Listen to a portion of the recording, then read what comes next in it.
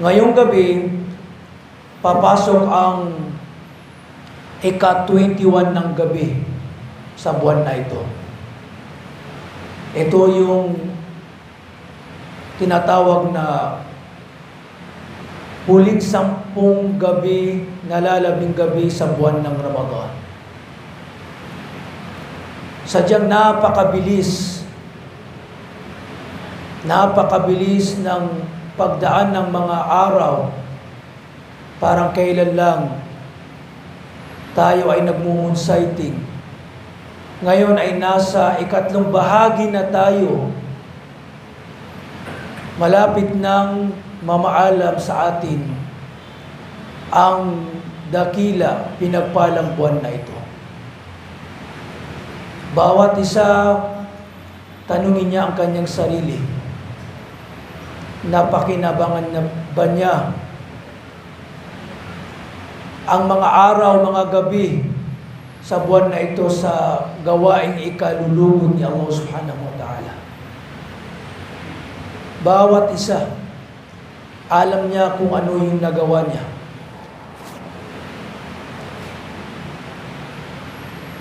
Kaya sinabi ng mahal na propeta sallallahu alaihi wasallam, Ragima ang fumriin, nalugi, nabigo ang isang tao. Kila, Ya Rasulullah, sino po ang tinutukoy niyong nalugi ng malinaw na pagkalugi at pagkabigo?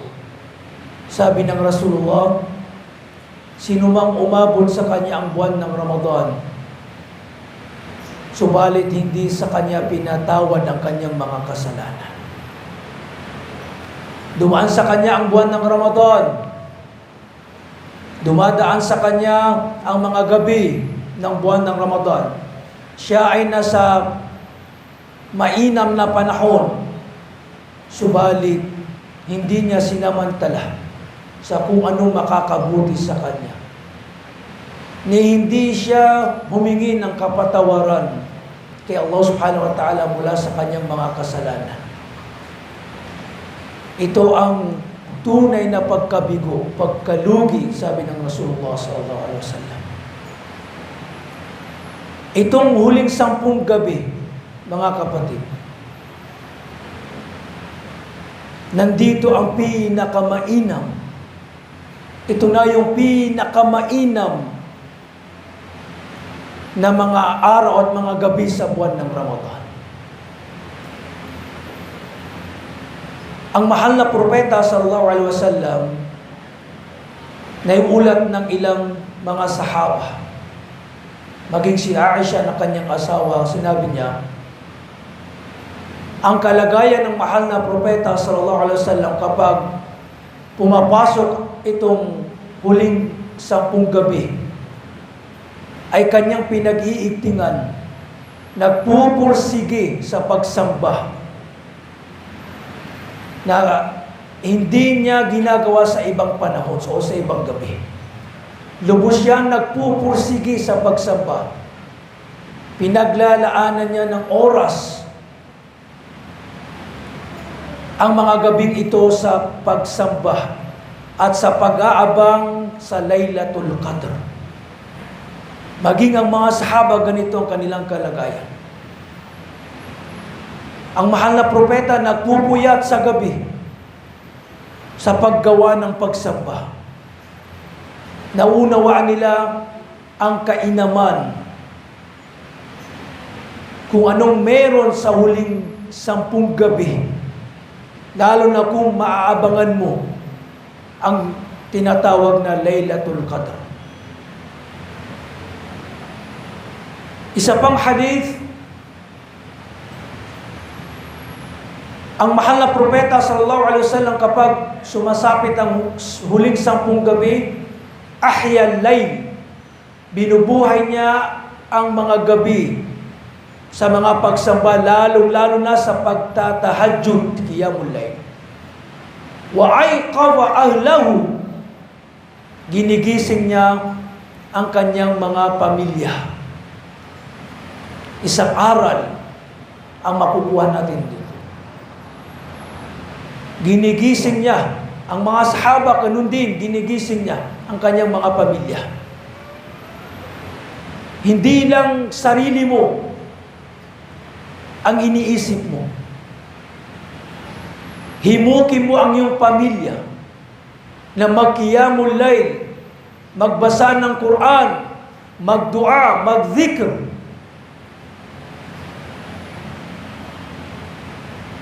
Ganito ang inuutos sa atin.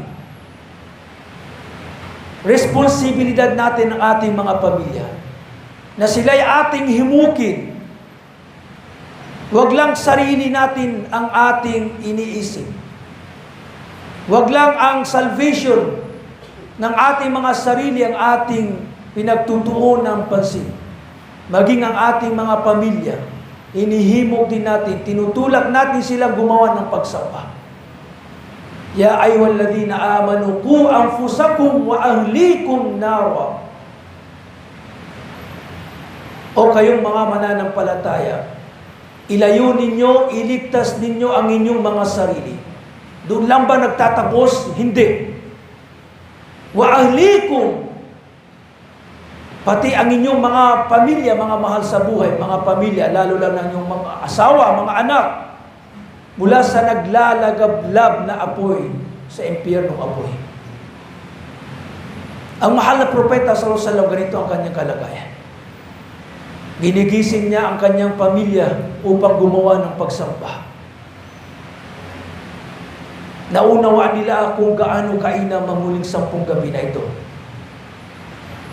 Na kung saan ito yung mga gabi na hindi binibigyan ng halaga ng kamusliman. Marahil na uunawaan nila, halos taon-taon, halos ginagamit na natin itong katagang salitang Laylatul Qadr. Nauunawaan na natin kung anong kainaman nito.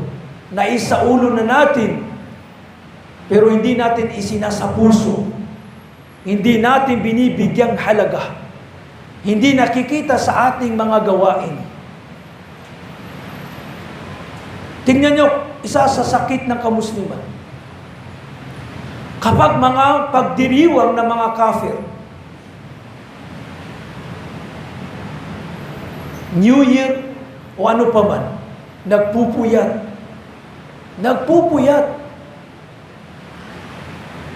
Kapag mga pagdiriwang ng mga kafir, mga pagdiriwang ng pagtatambal, pagdiriwang ng kasalanan, nagpupuyat, nagagalak, nasisiyahan. Subalit kapag ganitong mga gabi sa relihiyong Islam na kung saan ibinigay ni Allah subhanahu wa ta'ala ang pabor, kainaman, biyaya para sa ating sariling kapakanan, isang gabi sa 10 gabi, mas mainam kaysa 1,000 buwan. Pinagkaloob yun ni Allah subhanahu wa ta'ala upang iyong samantalahin, magparami sa paggawa ng kabutihan. Subalit pinapalagpas ng karamihan ng ilan sa mga kamusliman. Isa sa kainaman ng huling 10 gabi na ito ay narito ang tinatawag na Laylatul Qadr. Isang surah sa Quran na ipinahayag ni Allah na tinawag na Qadr, Suratul Qadr, na kung saan tinatalakay niya ang kainaman ng gabi, Laylatul Qadr, na binabasa hanggang sa paggunaw ng mundo, kung gaano kainam ang Laylatul Qadr, na siyang maghihimok sa isang Muslim na gumawa ng kabutihan, magparami sa paggawa ng kabutihan. Inna anzalnahu fi Laylatul Qadr. Tunay, katiyakan, ika ni Allah, na aming ipinahayag ang Quran sa gabing ito ng Laylatul Qadr. Mula sa Lahal Mahfuz patungo sa tinatawag na Baitul Izza sa huling sa kalangitan. Sa huling kalangitan. Ganito kainam ang Laylatul Qadr. Una, ibinaba dito ang buong Quran mula sa Lawh al-Mahfuz patungo sa Baitul Izza. Wa ma adraka ma Laylatul Qadr. O Muhammad, anong makapagbabatid sa iyo kung ano meron sa Laylatul Qadr? Gabi ng kapasyahan, gabi ng pagtatakda, gabi ng pagpaparangal. Ito yung Laylatul Qadr. Dakilang gabi, napakamarangal na gabi, mabiyayang gabi. Ano ang alam mo, O Muhammad, hinggil sa Laylatul Qadr? Idinaan ni Allah subhanahu wa ta'ala sa pagtatanong upang ipaunawa na may mahalagang bagay na nais ipaiwatig si Allah subhanahu wa ta'ala. Anong tinataglay ng Laylatul Qadr na ito? Laylatul Qadri khairum min alfi shahr. Ang Laylatul Qadr ay mas mainam pa kaysa 1,000 buwan. Allahu Akbar. Mahigit 83 years. Yung magagawa mong pagsamba sa isang gabi lamang sa Laylatul Qadr, mas mabuti, mas mainam kaysa 83 and 4 months, 83 years and 4 months.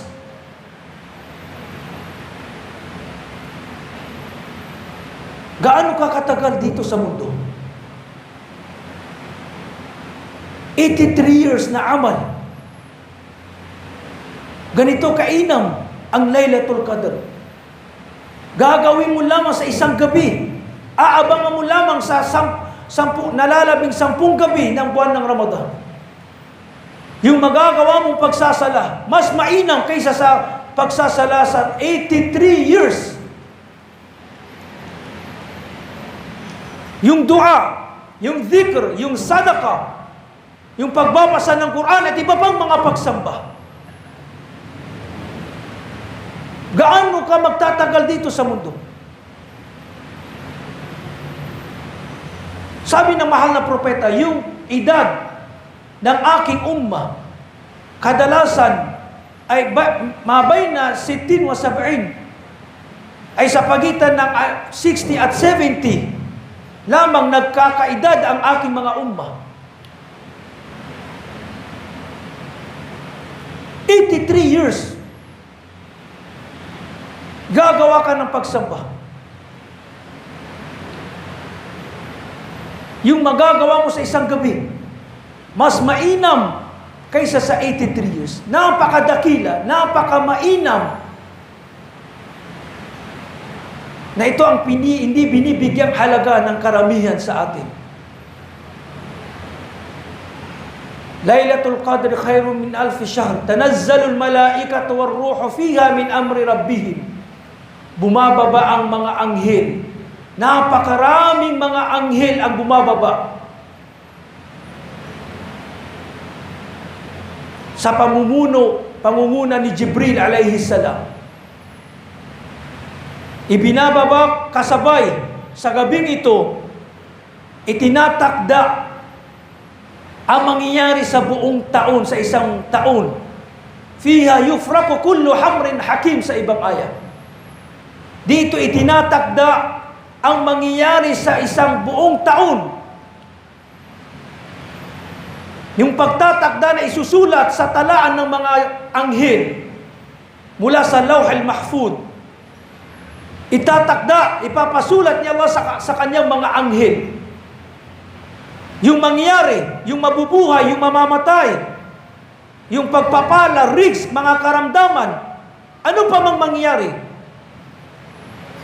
Kaya nagpaparami tayo ng panalangin, dua, na ya Allah, nawa itakda mo sa akin ang kabutihan, patnubay, gabay, dito sa mundo higit lalo sa kabilang buhay. Nagpaparami tayo ng dua, na naway mabuting pagtatakda ang itakda sa atin ni Allah subhanahu wa ta'ala sa gabi ng Laylatul Qadr. Bumababa ang mga anghel.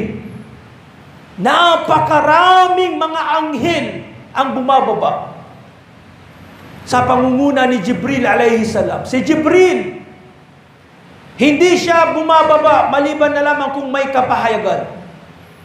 Nang nabubuhay ang mahal na propeta sallallahu alaihi wasallam, palaging bumababa si Jibril. Subalit noong pumanaw na si Muhammad, ang propeta, Rasulullah,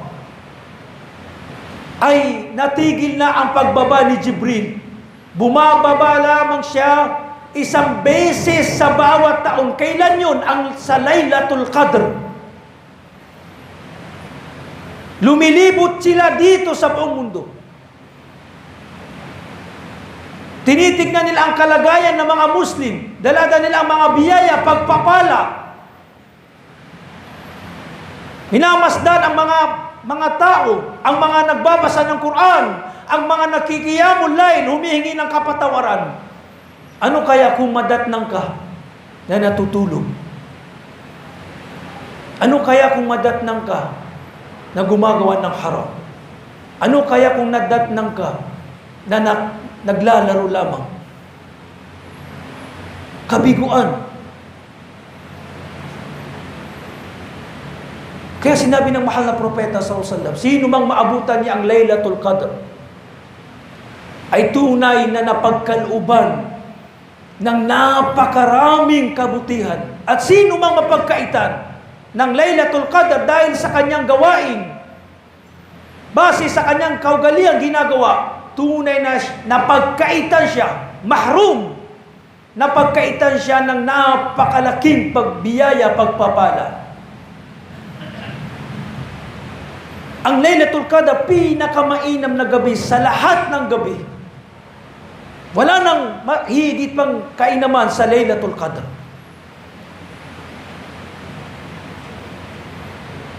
Ang pinakamalaking pagsamba na ginagawa natin sa Laylatul Qadr ay ang pagkikiyamul layl, pagtatahajjud. Ang mahal na propeta sallallahu alaihi wasallam, ganito niya sinasamantala ang mga gabi. Nag-i'atikaf sa masjid, nagkikiyamul layl, nagdudua, nagbabasa ng Quran, nagdidhikr hanggang sa dumating ang Fajr. Man qama Ramadan, man qama Laylatul Qadr imanan wa ihtisaban ghufira lahu ma taqaddama min dhanbi.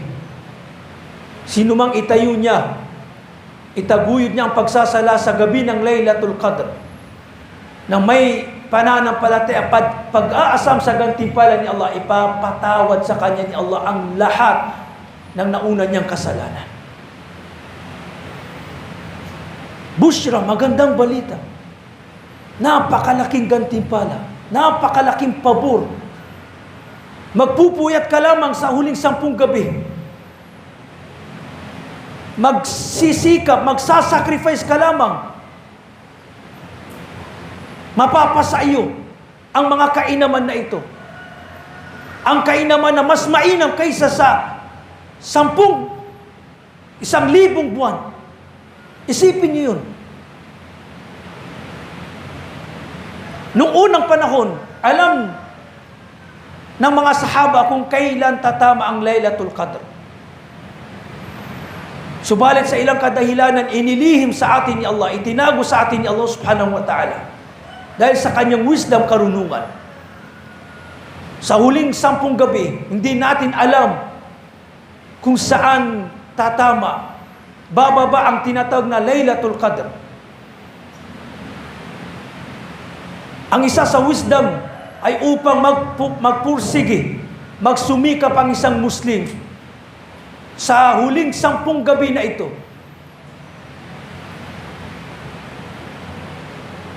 Magpursige tayo sa huling 10 gabi. Gumawa tayo ng kabutihan, mga gawain pagsamba sa huling 10 gabi na ito. Permanente, matatamaan natin ng Laylatul Qadr. Matatagpuan natin, maaabangan natin ng Laylatul Qadr. Si Aisha radhiyallahu anha ay tinanong niya ang Rasulullah sallallahu alaihi wasallam, "Ya Rasulullah,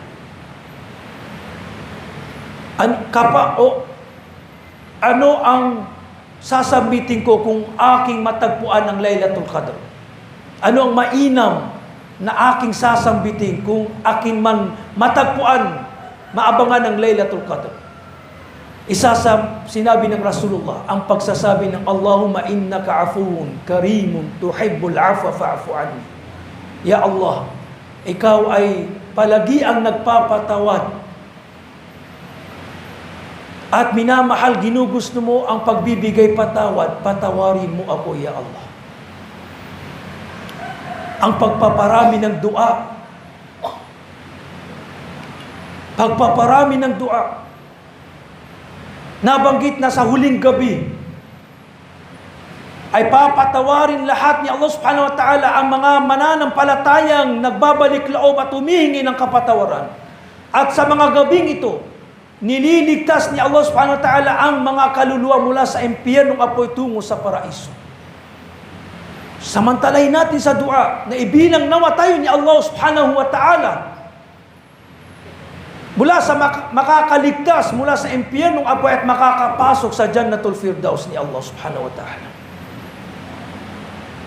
Gabayan nawa tayo ni Allah subhanahu wa ta'ala, patawarin nawa tayo ni Allah subhanahu wa ta'ala. Barakallahu li wa lakum fil Qur'an al-Karim.